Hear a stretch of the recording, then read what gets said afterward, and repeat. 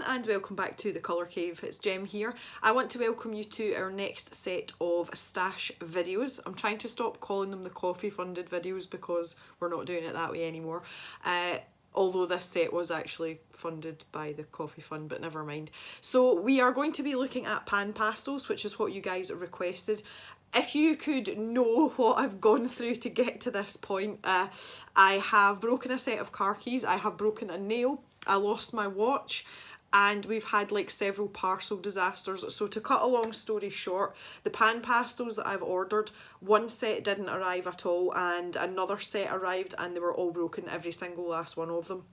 I'm in the process of trying to get a refund and get replacements and all that sort of stuff, but I literally ran out of time. Thankfully, I managed to buy some second hand to just have something to film. So if and when I do get either refunds sorted out or I get replacements, I might put them on the cave stash, something like that. We'll wait and see what comes of this. So anyway, we got there eventually. Blood, sweat and tears, this video has happened. So let's go to top down view and we can do our exploration of this rather interesting and quite expensive medium. Let's get going.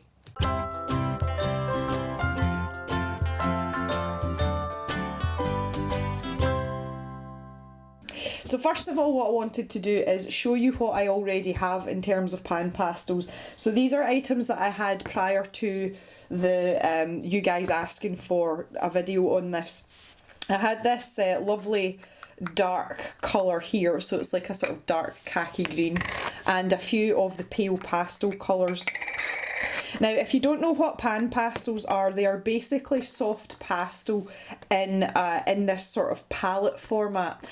And one of the reasons that I tried these initially was because I really don't like chalk pastels. I'm not a fan of soft pastels at all, but I find them really good for doing backgrounds in colouring pages, and that's how it kind of started for me. These are really expensive. If you're going to buy these online in the UK, you can pay anything from £5 up to £7 for one of these. Now, given that they do last a long time, I mean, one of these will last you forever if you look after it properly. There is quite a lot of pastel in there. So that's something to bear in mind. I'll check out some prices, some US prices and maybe some Australian prices, and I'll pop them up somewhere on the screen so that you guys can see a comparison without having to convert everything. So these are the colours that I already have. There's lots of ways of applying these, but they behave more or less like a normal chalk or soft pastel.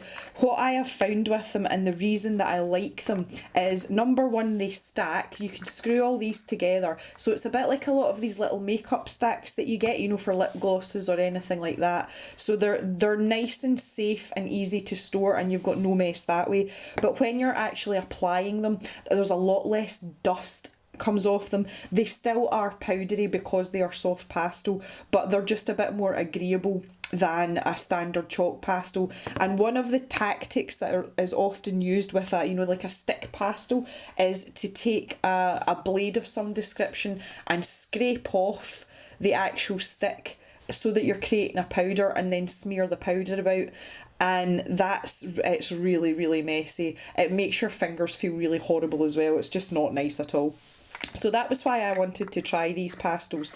And I also had a few of the tools that you can buy specifically for. I don't know if they're made by the same company. I'm assuming that they are, but they're certainly designed to work with them. And they have these sponges, and they're a bit like makeup sponges, but they're a wee bit firmer. You know, there's a bit less squish to them. And they have lots of different tips and shapes to them. And that is obviously so that you can create different lines and different shapes on your artwork. So that's the ones that I've already got. In addition to that, you get these wee applicators. You know, they look like eyeshadow applicators, and that's basically what they are. I think they're more or less the same thing. So I have a couple of them, and I've also got these weird spatula things, and you can see that the shapes are slightly different on the ends. And what you have there is you get these little sponge heads, not dissimilar to the ones that are on the little tiny ones, but you get these in different shapes as well, and they're basically sleeves, and they just fit over the top of this sort of palette knife type idea, and they are quite snug, so they don't come off when you're using them. and you can then make different shapes, but you can see there's a kink in the handle, and it just allows for better control, and your hand is up off the actual artwork. So again, it's saving getting your hands messy. I just said that and I'm covered in it already. So the extra colours that I now have are here, and I'm just going to put them all out so that you can see them because they're pretty. So I have got some more pastel shades to complement the ones that I already have, and I have got these lovely bright colours as well, because I thought it might be nice to see all the different sort of types of pastel that are available within this PanPastel range for you. So you can see we've got the primary colours there, and we've got a couple of other bright colours as well. Just move these over a bit. And I've got some dark colours and also some kind of earthy tones as well. Now, unfortunately, the set that I've bought, the top one here, has cracked and it has burst. There's actually nothing wrong with it. It's just, it's gone to pieces. And I wasn't going through that rigmarole again. I'm having too many problems with this as it is. So I've just decided we'll try and rescue that one. But that might be a nice wee exercise as well in terms of anybody that might have PanPastels. So I've got a black here, and I've got some of these kind of like earthy tones. You can see them all coming out now. And more of a sort of khaki green. Now again, if you see, that's the original green I've got, so these ones are going to go quite well with that. I was thinking more if you wanted to do like a forest scene or, you know, anything like that. So there's another kind of greeny brown colour, and this, I don't know what even colour this is. This is yellow ochre, so yellow ochre is going to be staying in there.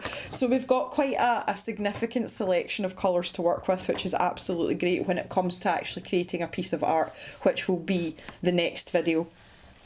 In addition to the actual PanPastels themselves, I'll just move all this out of the way, I also got some extra accessories. So I've got some more sponges, but these ones are different shapes to the ones that we had previously. So I have these two spatulas and these two new ones. So you can see this one's got a kind of square end on it, and this one has got a very pointy point on it. Now you can get other applicators, and I got them in a stack, so they came in this sort of twisty stack type thing. These also screw on to the bottom of your actual PanPastels as well. Here's an empty one, so you can put your little applicators in there and you can just screw that into the bottom, and it keeps everything all together nice and safe. I say that kind of storage idea really appeals to me. I like that kind of thing, you know. I'm a person that likes Tupperware boxes and stuff. So obviously we've got the 4 types of applicators. On top of that, I do have a few other bits and pieces just in this little bag here, and it's just other sponges and a couple of cotton buds or Q-tips. So I've got a really soft sponge, but it has got a nice point on it as well. And I've also got a firmer version. This one actually feels closer to foam than sponge, because if you I'm pressing really hard there, and you can see there's not much give in it. So if you wanted nice solid kind of clean lines, you could use this one. Now they do say all these sponge applicators, they can be washed and they can be reused. Now here's the one I had for my dark colour, and you can see it's pretty mucky. But I have to say, whatever these sponges are made of, you can use one pastel, and then if you kind of like tap it and dab it off, you can go straight into another colour, and it doesn't seem to muddy the colours an awful lot, so that's really good as well. Okay, so I want to do some swatching, and what I want to talk about here is the type of paper that you're going to use PanPastels on. Generally, you need to have some sort of tooth in the paper, and that's so that when you rub the pastel across it, that there's something like to grip onto, if you see what I'm saying. It's a bit like treading a shoe.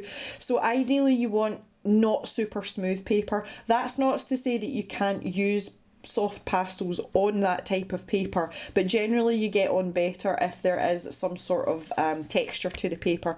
So I have just got a mixed media pad here. This is the Faber-Castell one. As far as mixed media paper goes, I actually really like this, and this is not an expensive piece of kit. So to swatch these out, I'm going to use one of these little palette knives, and it's the slightly oval one with a bit of a point on it.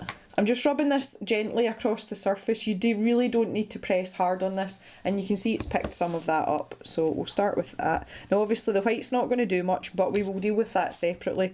But the minute that you start to sort of rub this on the paper, you can feel how soft and smooth it feels, and it's actually a really nice feeling. There's nothing scratchy about it or anything like that. Now the names of these they're actually on the back, they're on the underside, so you can see this one is titanium white. It's a bit of a pest if you've got them all sat out and you don't know your colour names, a bit like if you've got a new set of pencils, it can be a bit of a pain to try and remember and figure out which one's which, especially if you've got shades that are quite similar. The other thing that I suggest as well, if you're doing something like this and you're swatching them out, if you've got a little scrap of paper, you can just rub off the excess from your sponge onto your scrap of paper before you go into your next colour to stop any cross-contamination. And if I zoom in a little bit more, I want you to be able to see how much dust's actually coming off of these, and it's quite minimal. There is some sitting in the top of the pan, but compared to a standard chalk pastel, it is a lot less.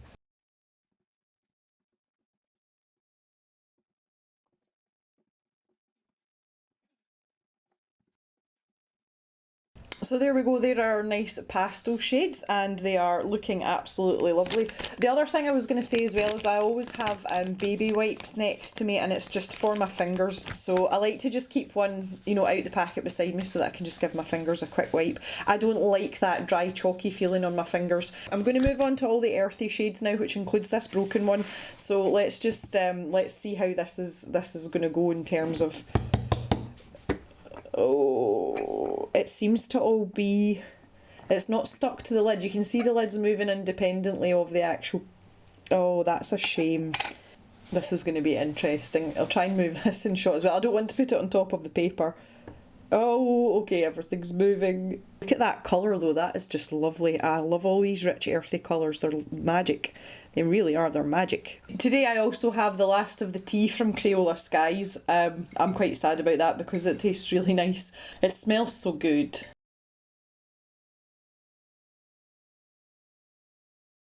Now, interestingly, the foam is actually coming off, so I don't know whether I'm being too heavy-handed or whether they just don't last long, but what I'm going to do is I'm going to flip this over so that the clean side is downwards. We'll see how long one of these lasts. This is really interesting. I'll try to be a bit more gentle this time.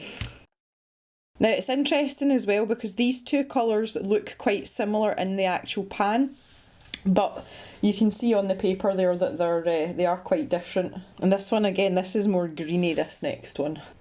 Oh, there we go, that's nice. Oh, I like that one. There's a surprise, Jem likes the green ones.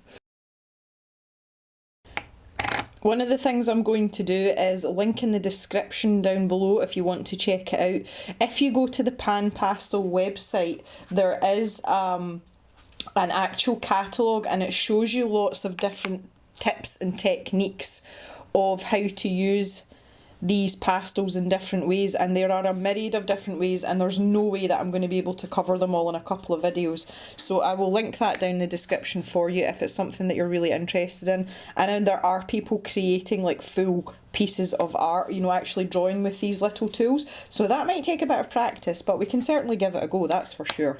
Now we have the bright colours, which I'm probably most excited about. Okay, so that's me. I cleaned off the palette knife before I dipped into the yellow, and it has picked up some of the colour, the dark colour from up here. So I think what we'll have to do is maybe keep a separate sponge for the dark colours and then one for the lighter colours. Right, let's see how we go. I've got another one of these. These are quite a tight fit. They can be a bit fiddly to get on, and when you push them on they do start to roll up. But if you kind of mess about with them, you can manoeuvre them down. It just takes a wee bit of... another good Scottish word for it, a bit of shuggling. Give it a shuggle about, you know. Now this gives me a good time to show you this as well. These are completely erasable, so I'm just going to grab a couple of erasers and I can show you what these are capable of. So first of all, I've got one of these tiny Tombow mono erasers, and it's works a bit like a mechanical pencil, and you can push that out, which is great for really small details. So let's try that. So you can see there that has taken most of that away. Now, considering there is quite a dark colour mixed in with this yellow, that's quite impressive. I've also got a standard like rubber eraser here, so let's try that. Now that is taking that off beautifully. And lastly, I have a kneaded eraser here as well, so let's see what happens if we dab.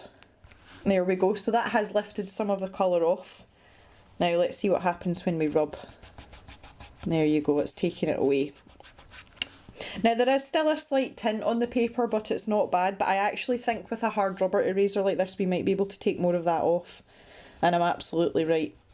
Obviously this will depend on what type of paper you're working on as well. The toothier the paper, the more of an issue you might have trying to lift this, if it's, you know, if the pigment is actually deep enough in the tooth. That's pretty good. That's only left a tiny little ghost of a mark. So let's try it again now that we know that our erasing is good. So that's really good as well, because I can guarantee when we get to artwork I'm going to be making mistakes. So I'm trying to be a lot lighter here when I'm doing this, and I've noticed with not putting as much pressure on, when I've actually rubbed that across there is virtually no dust that has come off and is still sitting in the pan. So you don't have to press hard at all, and that's maybe why I wrecked that first sponge tip as well. I am only going really lightly there. And you can see there's still quite a lot of colour come off in that, so that's really good. Anytime I've used these previously, most times, I'll be honest, I've used my finger, which you're not supposed to do because the oils transfer from your fingers, but I just find it a nice sort of creative, expressive way to do things, so yeah, my bad. Wowee, that's pretty vibrant. Ooh, bright colours. I'm noticing as I go along that some of the colours seem to be a little crumblier than others, and I'm assuming that's to do with the type of pigment that's used to actually create, you know, the shade or the hue. This blue one is one of the lesser ones. If I just compare it to the green one that I've just done, you can see the difference. And I'm trying to keep the pressure the same when I'm actually putting the palette knife over it. I don't know, I can't really call that a palette knife. There's nothing knife-like about it, but it's got the same sort of shape as a palette knife. That was my reasoning behind that. And lastly, this purple, and this just looks delightful. I think you could build up some really rich colour with this. Yeah, look at that. That's nice. I like that too. Okay, so I think you'll agree we've got quite a nice selection of colours to work with here. I am definitely excited. So this brings me to the next part. Now that we're finished with this, because it is pastel, although it's in pan format, it is still pastel, and if we want to preserve our work, or if we want to work over the top of it with another medium, we have to fix this to the page, because if we don't, when we stick our finger in it or anything else, obviously it's going to come off. Now the way to do that is to use a fixative spray. This is the one that I've used, and I have mentioned this quite a lot in my videos. The reason I use the Winsor & Newton one is because it's easy to get a hold of in the UK. If you are in Australia or America, I know that the Krylon brand is really popular. This is kind of like a one can does all jobs for me. This fixative, this yellow label one, is what's called a workable fixative, and again Krylon have an equivalent. Now what a workable fixative means is that when it's sprayed onto your art and it's dry, you can then go over the top of what you're doing and you can fix it in layers, but you can also use it to cover your finished piece and it'll hold everything in place. So obviously if you're going to use something like this for a background, or even if you're going to do an entire pastel picture, you would want to do your background first and have that stuck in place and then be able to go over the top of it. And that's what this is for. Do not spray this stuff inside. It stinks and it is really bad for your respiratory system. So what I'm going to do is I am going to take it outside and spray this so that it's fixed down, and that's kind of like my swatch sheet. So when you're actually spraying, I'll just give you a pretend demonstration. Make sure you shake the can. You want to be a good distance away. It will tell you on the can how far away you're supposed to be, but I think it's something like between 15 and 30 centimetres for most of them. So you're really like misting it rather than spraying onto it, you know, really close up. And what I normally do is I press down on the trigger and I'll do it in bursts. So I'll do 1, 2 that way, give it a little second, and then 1, 2 that way, and then leave it to dry. You do need to give it time to dry so that it's fixed down properly. So I normally sit mine aside, preferably in a well ventilated area. If the weather permits, I actually leave it outside, and then you can come back to it later on, and you can have a wee test. If you just sort of dab at it gently, you'll be able to see whether or not it's dry enough. I do also use this for all my colouring pages as well. I find it particularly helpful when I've used Prismacolor pencils, because they're really soft, they tend to smudge and they transfer in colouring books. This is great for spraying your pages, and more or less every artwork I do, I just put a layer of this on top of it anyway. So be safe with it if you're going to use something like this, but you do need a fixative with PanPastels and any other kind of pastels. Okay, so let's take a look at how we can mix and blend these pastels now. This is more mixed media paper. It is on a different pad because my other one is still drying. I have been outside and sprayed it. So I thought we would start with something a little bit more subtle. Now, interestingly, when I look at these, we have the Hansa yellow and we have the Hansa yellow tint, which is obviously just the desaturated version. So I thought we would start with really similar colours and just see how we can get them to blend together. And I know already that these blend well. I'm doing this for demonstration purposes for you guys that maybe haven't seen some of them. I think I'll use the sponge for this, give us a bigger surface area, because this one has already got some of this pale yellow on it. So I'm just kind of, I don't even think I'm supposed to dab, I think I'm supposed to swoosh. And let's pop a wee bit of that down there. And again, you don't have to press hard. Take another corner and we'll pick up some of this brighter yellow. And let's squish that down there. And let's see if we can blend these together. There we are, seamless, effortless. Kind of difficult to tell where one starts and one ends, and the nice thing about pastel is you can keep working it. So if we just go, as long as you're not pressing too hard, if you press down really hard you're going to start to squash the tooth of the paper, and that's when it's going to cause you issues. We are going to try this on smoother paper as well, just as an experiment. So there you go, you've got some really nice gentle movement there between these two shades of yellow. Now if I grab the yellow ochre, I might regret this because this is the messy one, isn't it? Let's see, shall we? Oh, and if I'm just going to dab this, like I'm really just going to, just to see that I'm actually picking up some of the pigment. You can see it's on the sponge there, and I'll give it a wee tap off as well. And let's squish this here and work it up into this yellow. Now if I just take my yellow side again, I've just flipped that over and I can work that yellow in, down. There we go, that is just, it's super nice, and you can work away at this for as long as you want, you know, you can keep going. There's a little bit more of the original yellow. Sorry, the Hansa yellow, and we'll take another little dab of the very pale one and see if we can work some of that in and work downwards. So that's really nice. That's just a screaming out a sunset waiting to happen, isn't it? So let's see what happens then if we do it with opposing colours rather than complementary colours. If we were to go from the Hansa yellow to the permanent red, you would expect that orange in the middle, and it's going to work the same way with anything. So let's try the phthalo green, and again I want to use the bright colours here because I think it's easiest for you to see what happens when we do this. So if we were to go from green to red, now if you know your colour mixing you know what's going to happen here. Let's take some of the phthalo green and we'll pop this down here, really spread this out so we can see what we're doing, and then I'll take some of the red.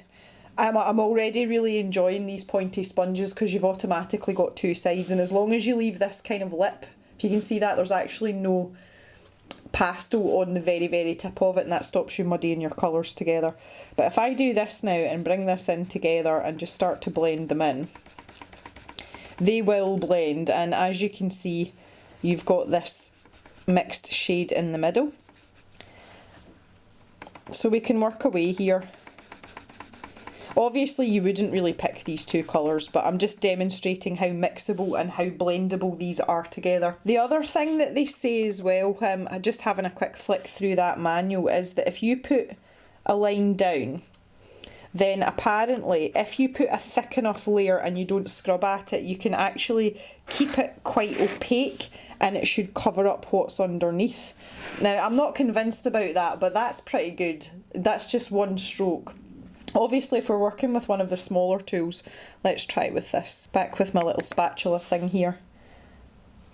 So if I hold it up a little bit closer for you, you can see that it is covering up the green quite well, and I think that's something, that's technique and practice, but it's definitely, you know, it does what it says in the tin. They're not lying to you when they say that. I just do think, I mean, pastel as a medium in itself is I think it's probably one of the hardest mediums, and it's not one that I have any level of skill or experience with. But the fact that when we're trying these products out as a complete novice, that it's doing what it says, that is a really positive sign. There's a little bit in one of the technique sections, and they've put 2 lots of pastel on the same sponge, and they kind of like run them down together. So I'm going to try this. So I'm going to put some red on here, and then I'm going to stick some yellow right beside it, and it should give us like a dual stripe. So I'm going to squish that yellow there, so you can see that they're side by side. Oh. That's interesting. You could make some tartan with that. So that's another kind of fun technique for you to try out as well. Okay, the other thing that I want to do in terms of mixing and blending, if I just get rid of this, is to try a really dark colour with a really light colour and see if we can get them to blend in a nice gradient.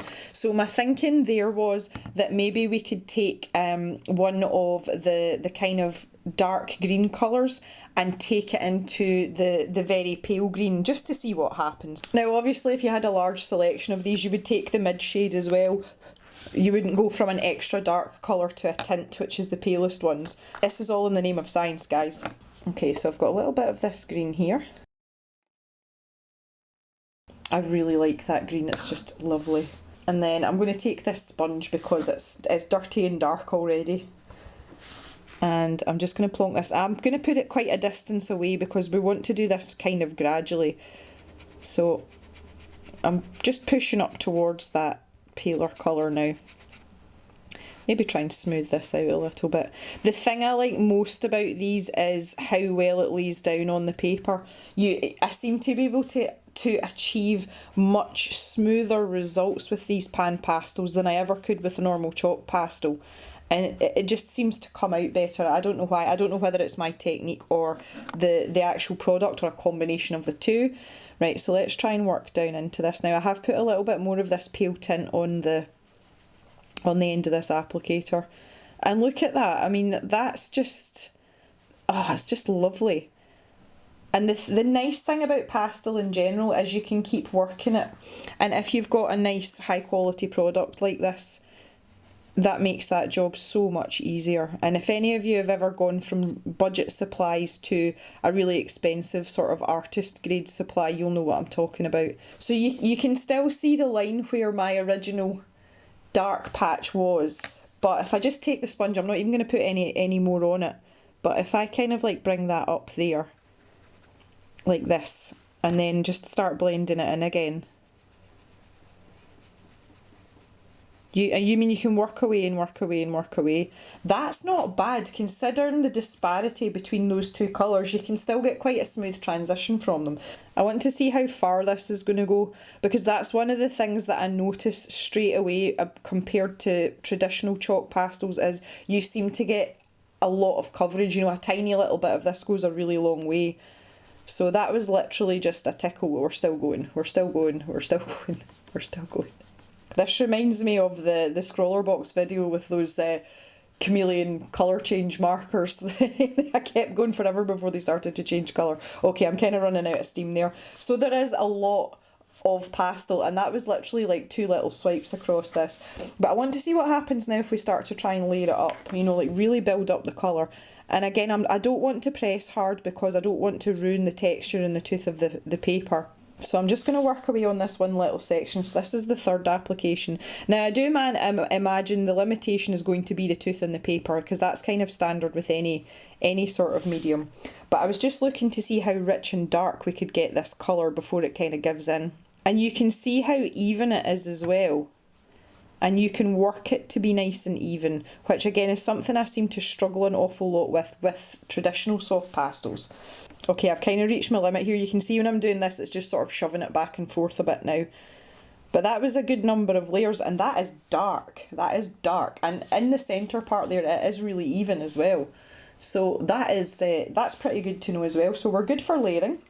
This is marker paper. It's cheap marker paper, but it is absolutely smooth as a baby's backside, so I am really interested to see what happens here. So I wanted to just use a light and a dark colour, And I think the dark colours are going to be the ones that are going to tell us the truth. So let's see if I can grab here's my dark sponge again. I'm just sticking with this, and I'll just stick with this really dark green. So let's see what happens here. Oh, that feels lovely. That feels really nice. You can, it feels lovely going down. You can see the strokes more, you know, where I'm actually moving the sponge to, and I have a feeling you could just keep like moving it around because the pastel isn't actually got anything to grip onto. I think you could just spend days moving it around and kind of getting it to where you want, and then, you know, spraying it with fixative. But that's actually not bad.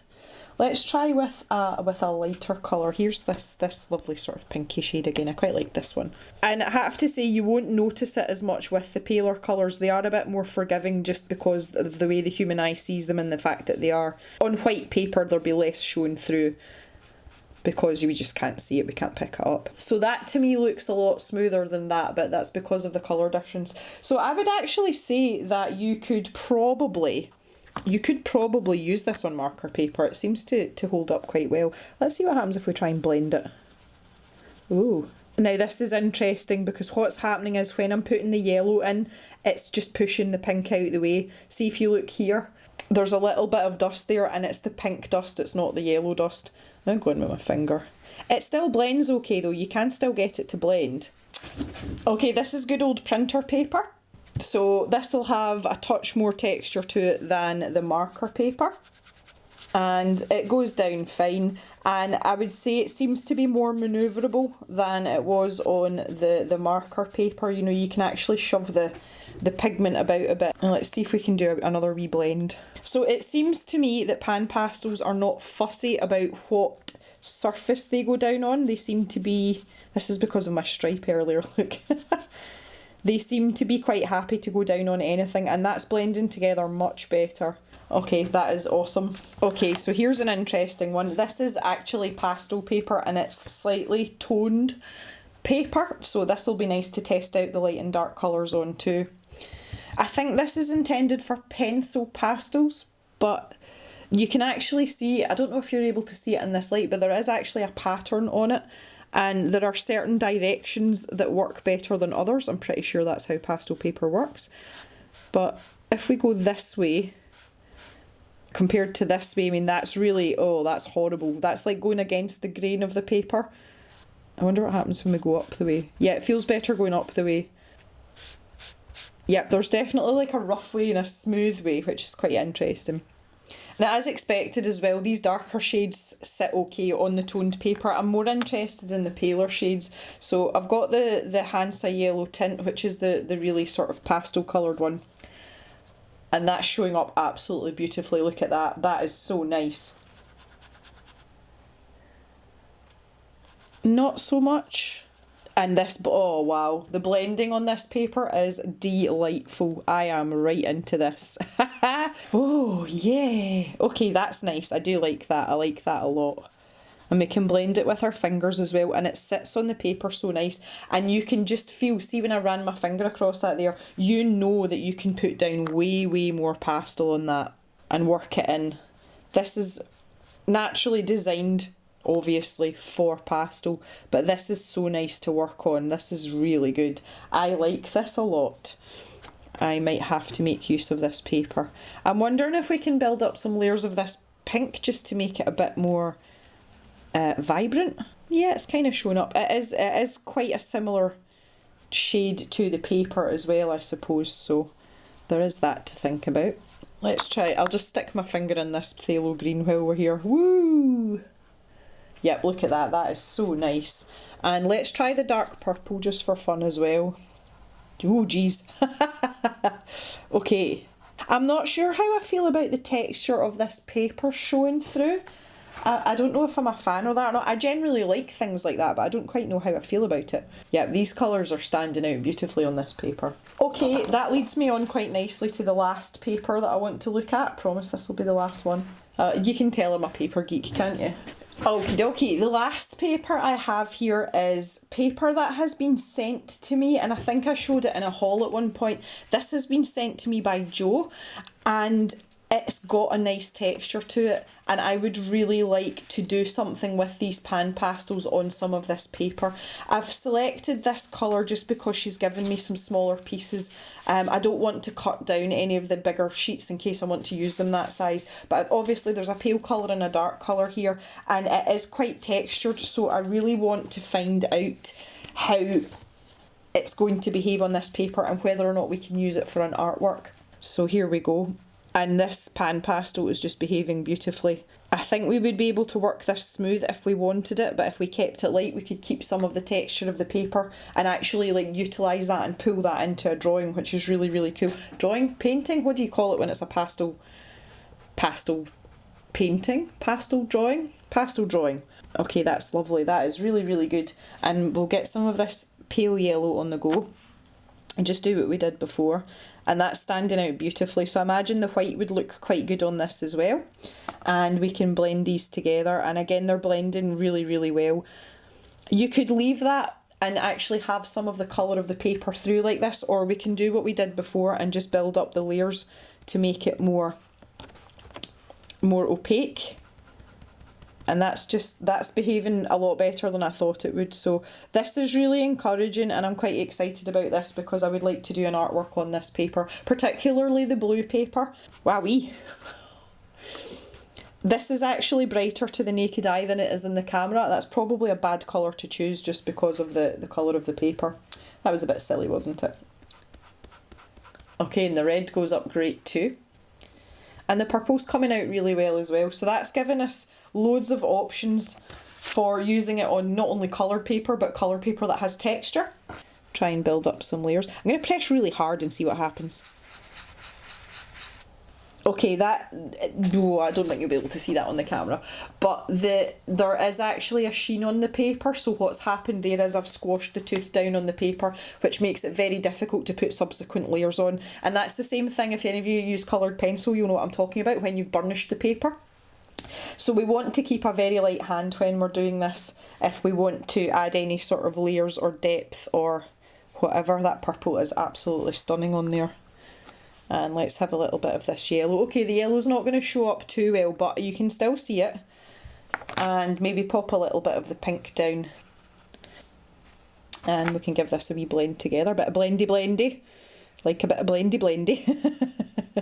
See this right now, what we're doing right here, this makes me so happy. It's ridiculous that I'm that easily pleased. But this is like the best fun you can have with your clothes on, it's just messing about with stuff. So let's try for like a sunset effect here. So let's have some yellow, because that's what we would use, or that's what I would use for a sunset. Let's start squishing together, see what's going to happen. There we go. Maybe put a little bit more yellow. Try with my finger, see if I can get stuff going on. Ooh, using your finger does make it quite muddy, so yeah, we might want to avoid using fingers with this altogether, but it's still blending quite well. See if I keep going up into that yellow, you can see that I'm moving the red into the yellow, and then we can pop some more yellow down there. You know, if you wanted it to be pure yellow at one point, you can do that as well. So you can see the difference there in the layers as well. That's very obvious, and again we could use that to our advantage when we're actually doing a full piece with them. Okay, for the final part of this video, I just want to take a closer look at the palette tools. I'm going to go back to this mixed media paper because I want to see what kind of shapes we can make with them in terms of actually being able to draw with them. We can, if we push up the way, or even if we just press down, that's going to give us that fingerprint kind of shape. And I imagine you can get quite soft curves with this as well because the end is rounded. Yeah, and if we use just down one side, you're still going to be able to get quite a straight line as well. This one, I don't know, I kind of think that this is going to do the same thing. I'm not really sure. So let's take a little bit of purple. That's going to give you a slightly less pointy point. Now that might be useful for archways. You know, if you were doing a building, you're thinking like a viaduct or something like that, that would be quite helpful for that. And again, because it's got a rounded corner, we should be able to get quite soft, smooth curves out of that without, you know, I'm barely moving my hand there, and look at that, you can get some lovely curves.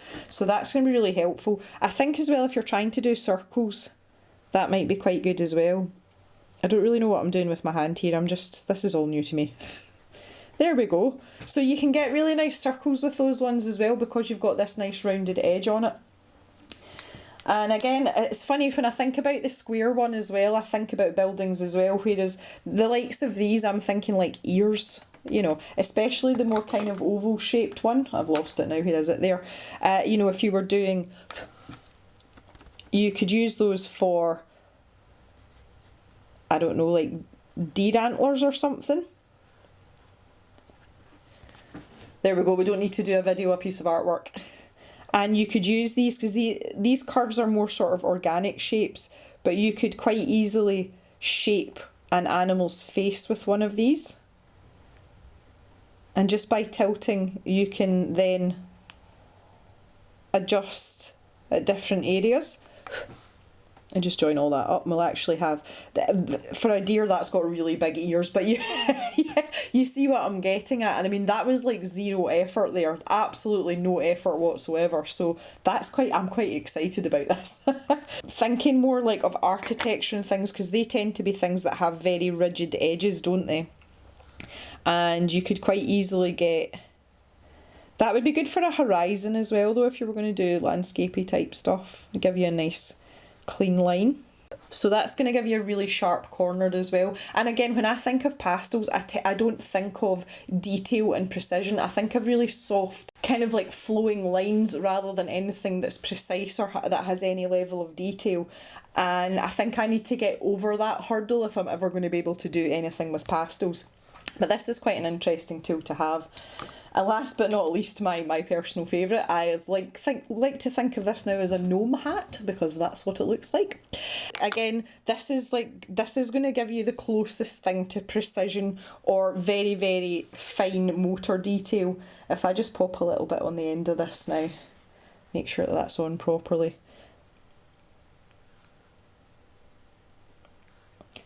It's not as pointy as I thought it would be, but it'd be quite good for getting into gaps. Like there you go, in between there. You know, that's the kind of thing that it might be useful for. Again, some animal ears might be an idea. Or petal formations, you know, if I keep going around like this. It definitely feels more like a painterly medium than a drawing medium. Even just this whole palette knife, brush, sponge is very reminiscent of like oil painting, and I think that's the kind of like mode that we're going to have to go into if we're going to create an artwork, rather than thinking of it as from a drawing perspective. That's definitely something that we're going to have to think about. But that's kind of got my creative juices flowing. I don't know about you guys, that's quite a comprehensive overview, and I'm sure this video is going to be really long by now, but I just wanted to showcase this and let you see what these things can do before we go ahead and try to do some artwork with it. If you've made it this far, and I really hope that you have, the other question I wanted to ask is, as colourists, would you like to see me try and colour an entire picture in PanPastels? If so, let me know down in the comments section below, because it's something that I haven't decided on whether I should do it or not. So you can tell me what you think about that down below, and I shall look forward to your comments. I want to thank you all very much for watching. I have a huge mess to clean up, so I better go and get that done, and then I can get on with the rest of the day.